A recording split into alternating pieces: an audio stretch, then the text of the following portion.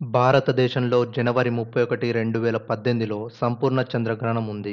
పూర్తిగా 1 గంట 16 నిమిషాల 4 సెకన్ల వరకు ఉంటుంది. గ్రహణాలు పట్టడం అరిష్టమో, జీవితంలో ఏదో జరగబోతుందనే ప్రమాద సంకేతంగా మన పూర్వీకుల నుంచి భయాందోళనలున్న సంగతి తెలిసిందే.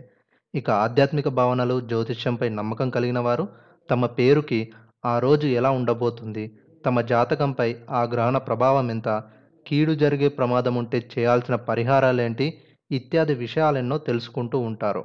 అలా నమ్మకాలున్న వారి కోసం గ్రహణం రోజు జ్యోతిష్య ప్రభావాన్ని వివరిస్తున్నారు నిపుణులు. మరి ఈ సమయంలో ఏ రాశి వారికి ఎలా ఉంటుందో తెలుసుకుందాం. మొదటగా మేషరాశి.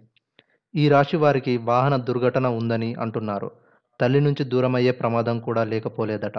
అయితే తగిన పరిష్కారం చేస్తే అశుభం తొలగిపోతుందని నిపుణులు సూచిస్తున్నారు.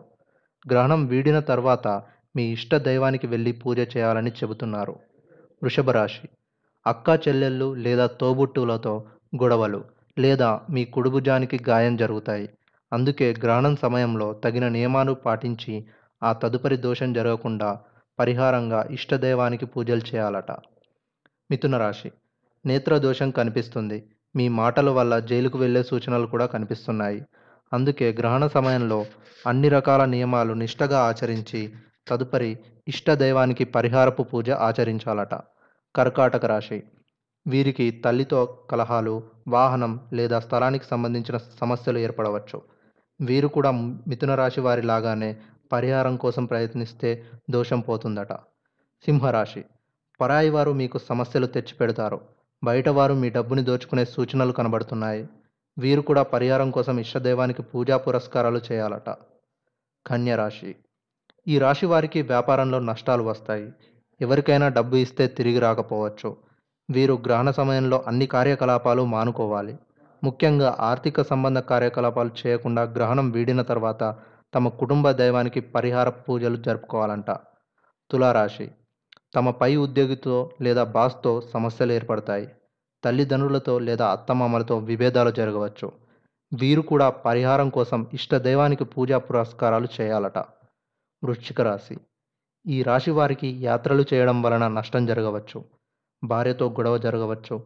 అందుకే గ్రహణం సమయంలో తగిన నియమాలు పాటించి ఆ తదుపరి దోషం జరగకుండా అంటే పరిహారంగా ఇష్టదైవానికి పూజలు చేయాలట.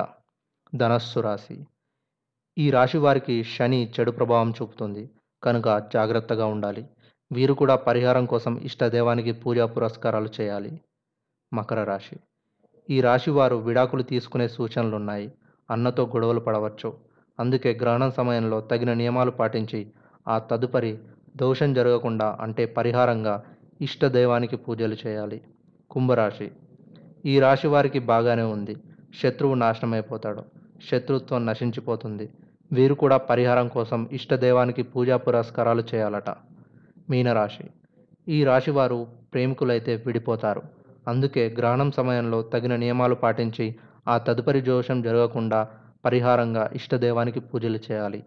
ఇది ఏ రాశి వారికి గ్రహణ ఫలం ఎలా ఉంటుందనే విషయం. ఇలాంటి భక్తిరసమైన కార్యక్రమాలు వినాలి అనుకుంటే మన భక్తి స్వరం ఛానల్ని సబ్స్క్రైబ్ చేసుకోవడం అస్సలు మర్చిపోకండి. గంట సింబల్ని నొక్కండి. మా నుండి విడుదలయ్యే ప్రతి వీడియోను చూడండి. ధన్యవాదములు.